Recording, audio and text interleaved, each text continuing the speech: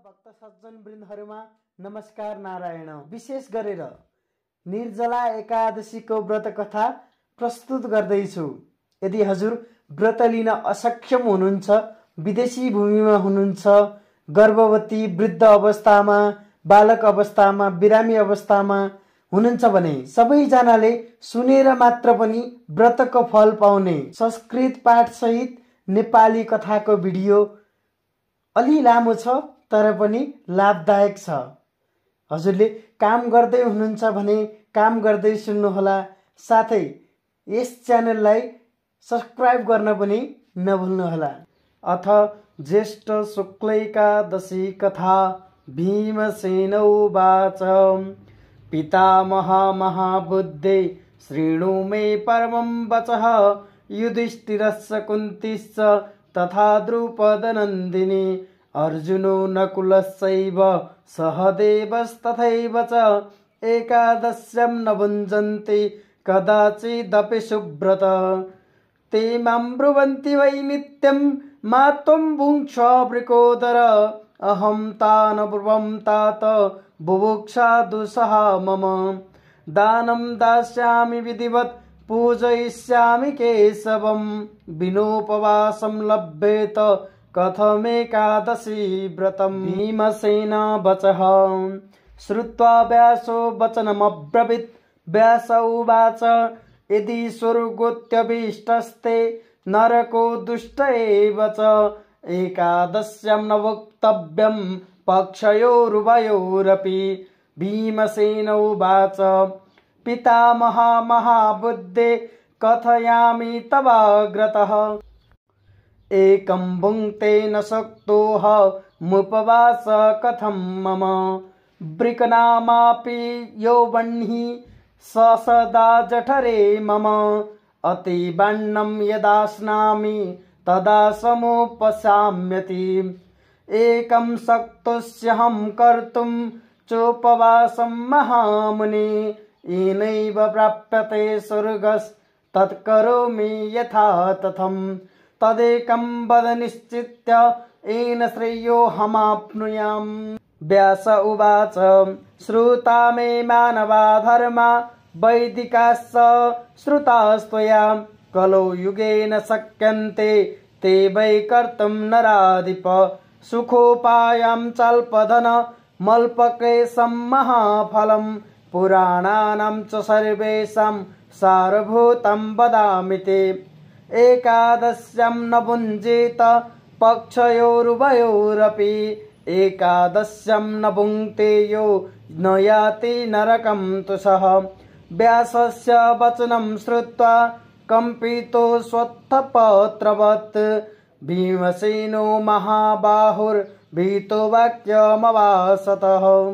भीमसेनोवाच पितामह न शक्तोऽहमुपवासे करोमि किं ततो बहुफलं ब्रूहि व्रतमेकं मम प्रभो।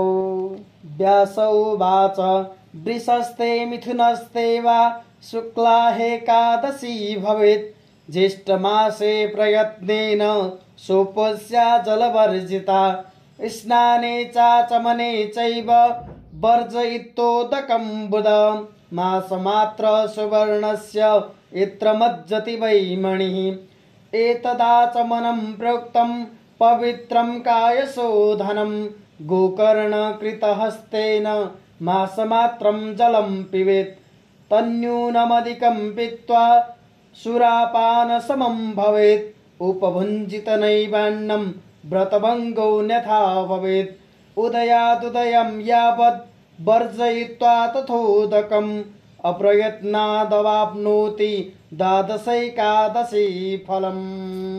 प्रभाते विमले जाते द्वादश्यां स्नानमाचरेत् जलं सुवर्णं दत्त्वा च द्विजातिभ्यो यथाविधि भुञ्जिता कृतकृत्यस्तु ब्रह्माणे सहितो वशी एवं कृते तु यत् पुण्यं भीमसेन शृणु सतत् संवत्सरस्य या मध्ये एकादश्यो भवन्ति वै तासां फलमवाप्नोति अत्र मे नास्ति संशयः इति मां केशव प्राह शङ्खचक्रगदाधरः सर्वधर्मान् परित्यज्य मामेकं शरणं व्रज एकादश्यां निराहारान् नरपापात् प्रमुच्यते द्रव्यशुद्धिकलौ नास्ति संस्कारस्मार्त एव च वैदिकश्च कुतश्चास्ते प्राप्ते दुष्टे कलौ युगे किन्तु ते बहुनोक्तेन वायुपुत्र पुनः पुनः एकादश्यां न भुञ्जीत पक्षयोरुभयोरपि एकादश्यां शीते पक्षे ज्येष्ठस्योदकवर्जितम् उपोष्य फलमाप्नोति तच्छृणुस्व वृकोदर सर्वतीर्थेषु यत् पुण्यं सर्वदानेषु यत् फलं तत् फलं सममाप्नोति इमां कृत्वा वृकोदर संवत्सरेण याश्च स्युः शुक्ला कृष्णा वृकोदर उपोषितास्ता सर्वासु रेकादश्यां न संशय धनधान्य बलायुर्दा पुत्ररोग्यधनप्रदाः उपोषिता नर व्याघ्र इति सत्यं वदामि ते ये मधुता महाकाया करला कृष्णपिङ्गलाः दण्डपाशधरा रौद्रा नोपसर्पन्ति तं नरं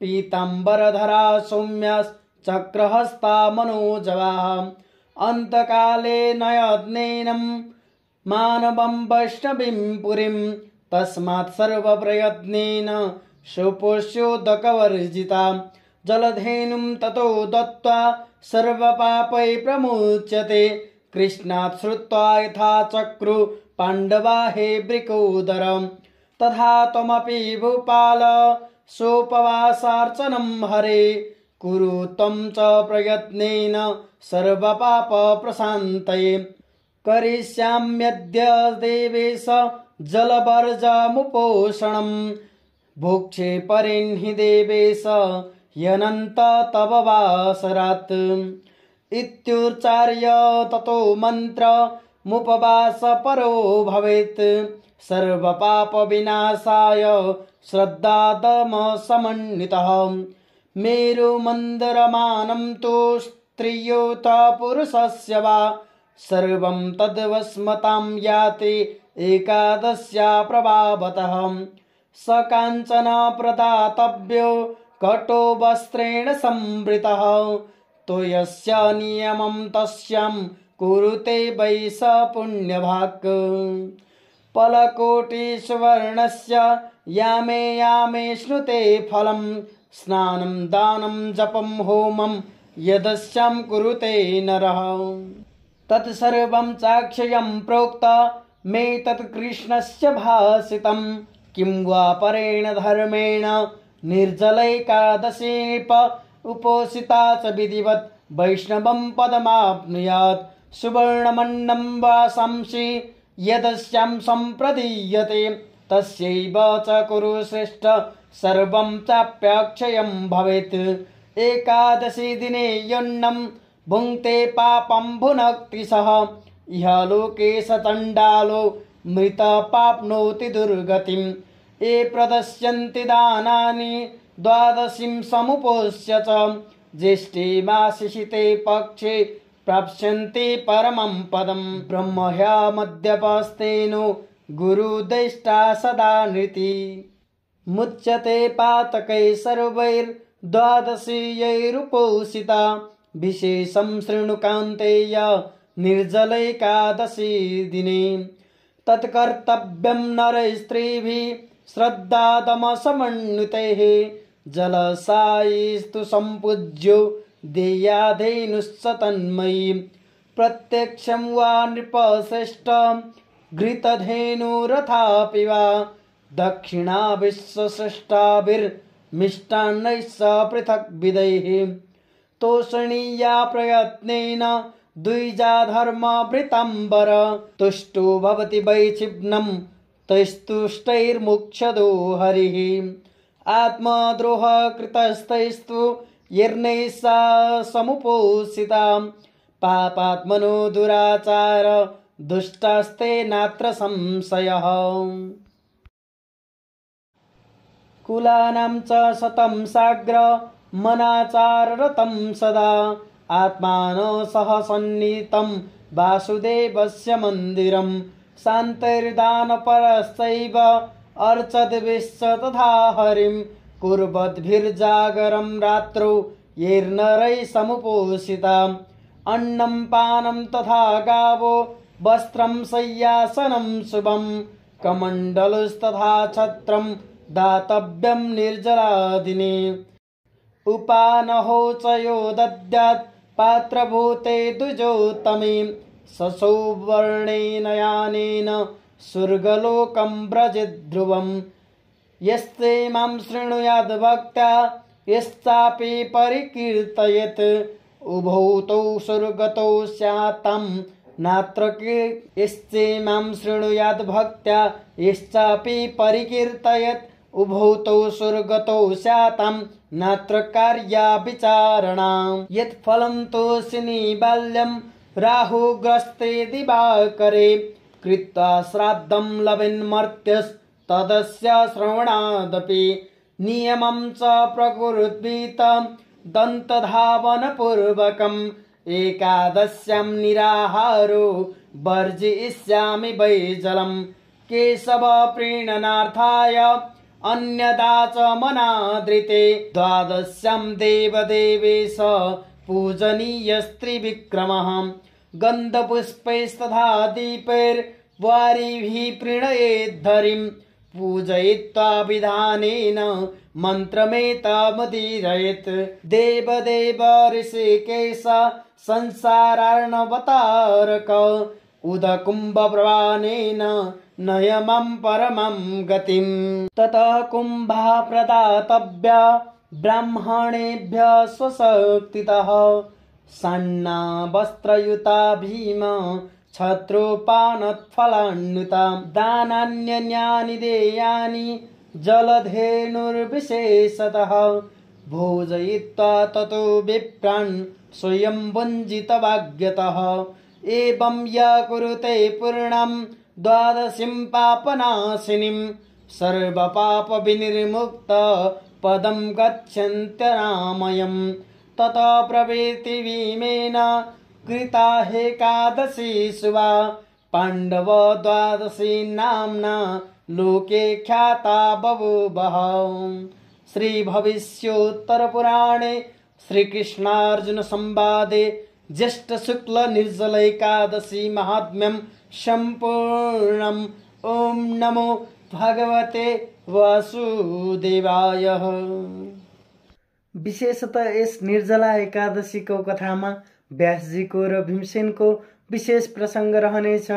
भीमसेनले भन्नुभयो, हे व्यासजी, मेरो यो बिन्ती सुनि बक्सियोस्। दाजु युधिष्ठिर, आमा कुन्ती र द्रौपदीकी छोरी द्रौपदी, भाइ अर्जुन, नकुल, सहदेव यी सबैले कुनै पनि एकादशीमा खाँदैनन्। तिनीहरूले त मलाई पनि, हे भीमसेन तिमी पनि एकादशीमा व्रत बस भन्दछन्। हे पितामह, हे व्यासजी, अनि म तिनीहरूलाई भन्दछु, मलाई त एकदमै भोक लाग्छ र म जे पनि दान गर्नेछु, विधि अनुसार पूजा पनि गर्नेछु। तर उपवास नबसिकन व्रत कसरी लिन सकिन्छ र व्रत गरेको फल कसरी पाउन सकिन्छ, म माथि कृपा राखी बखियोस् भनेर भीमसेनले भनिसकेपछि व्यासजी आज्ञा गर्नुहुन्छ, यदि तिमीलाई स्वर्ग अत्यन्त प्यारो लाग्छ र नरक प्यारो छैन भने कृष्ण पक्ष र शुक्ल पक्षमा पर्ने दुवै एकादशीमा नखाने गर।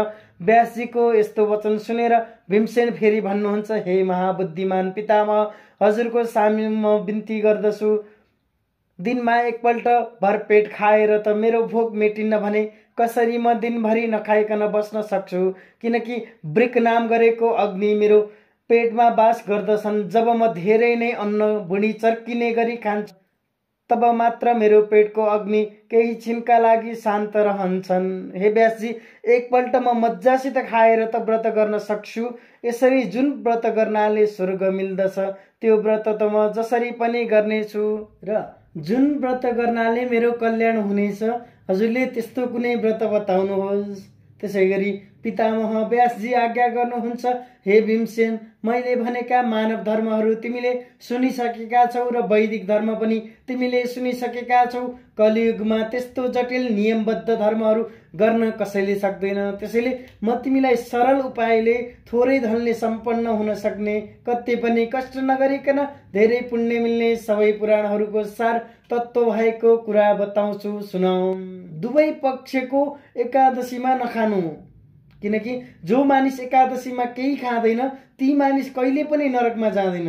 व्यासजीको यस्तो वचन सुनेपछि डरले थरेर भएर कामिरहेका भीमसेनले यस्तो कुरा भन्न लाग्नुभयो, हे पितामह, के गरौँ त, म व्रत बस्न असमर्थ छु। त्यसकारण हे प्रभु, धेरै पुण्य मिल्ने कुनै एउटा व्रत बताइ बक्सियोस्।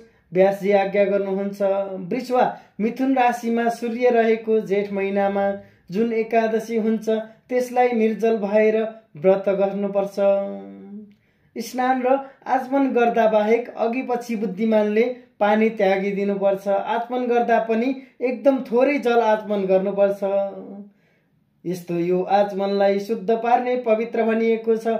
त्यसैले हत्केलालाई सिधा पारेर आचमन गर्नुपर्छ। त्यो भन्दा धेरै जल पिएमा त्यो जल रक्सी समान हुनेछ। अन्न खाँदै खानुहुन्न, नत्र व्रत भङ्ग हुन्छ। एकादशीको उदयदेखि द्वादशीको उदय नभएसम्म त्यसरी पानी त्यागेर व्रत गर्यो भने बिना श्रम नै वर्षभरिकै एकादशीको व्रतको फल त्यसले पाउनेछ। र भोलिपल्ट बिहान छर्लङ्ग उज्यालो भएपछि मात्र द्वादशीमा नुहाउनुपर्छ र विधिपूर्वक जल दान दिनुपर्दछ। यस्तो व्रत गरेपछि जे पुण्य मिल्छ हे भीमसेन, त्यस पुण्यको फल सुन म भन्दछु। एक वर्षभरिका एकादशीमा व्रतको फल निर्जला एकादशीमा व्रत गर्नाले निसन्देह प्राप्त हुन्छ। यो कुरामा कुनै पनि सन्देह छैन। यो कुरो मलाई साक्षात् शङ्ख चक्र गदा धारण गरेका भगवान विष्णुले भन्नुभएको हो। सबै धर्मलाई त्यागेर केवल मेरो शरणमा पर। एकादशीमा निराहार रहने मानिस सबै पापबाट मुक्त हुन्छ। कलियुगमा द्रव्यको शुद्धि चाहिन्न अनि स्मार्त संस्कार पनि चाहिन्न, अर्थात् अरू विधि विधानको लुमलष्ट पनि चाहिन्न। यो दुष्ट कलियुग लागेपछि वैदिक क्रियाकर्म त कहाँ छ र बिल्कुल लोप भइसक्यो। र बार बार त्यही कुरो दोहोऱ्याएर के हुन्छ?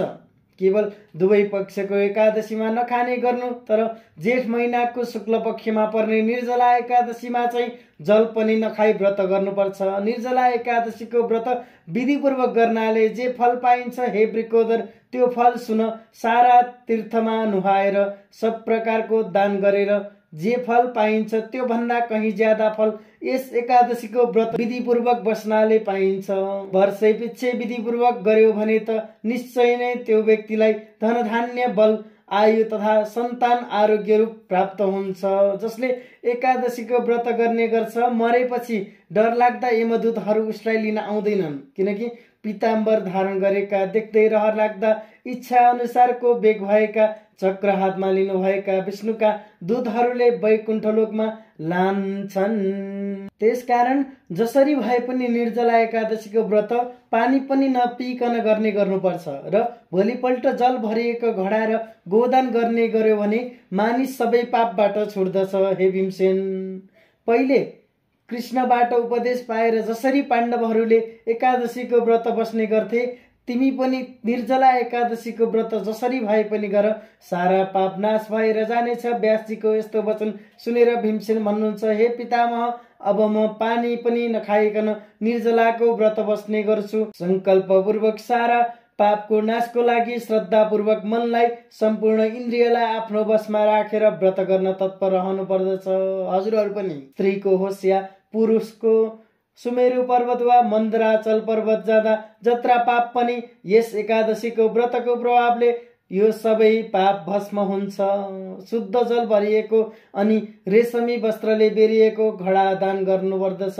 यो एकादशीमा पानीको पूर्ण घडा दान गर्ने नियम जो पालन गर्दछ त्यो जन पुण्यको भागी हुन्छ। जो मानिस यस निर्जला एकादशीमा प्रत्येक प्रहरमा स्नान, दान, जप, होम गर्दछ त्यो जन करोडौं बल सुवर्ण दानको फल प्राप्त गर्दछ।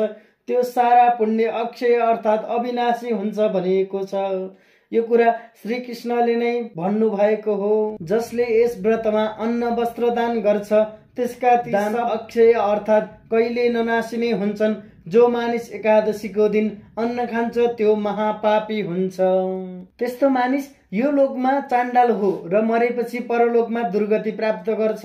अनि जो जन द्वादशीमा एकादशीको व्रत बसेर दानहरू दिन्छन् र जेठ महिनाको शुक्ल पक्षमा पर्ने एकादशीको व्रत बस्दछन् ती परम श्रेष्ठ पद अर्थात् मोक्ष गति प्राप्त गर्दछन्।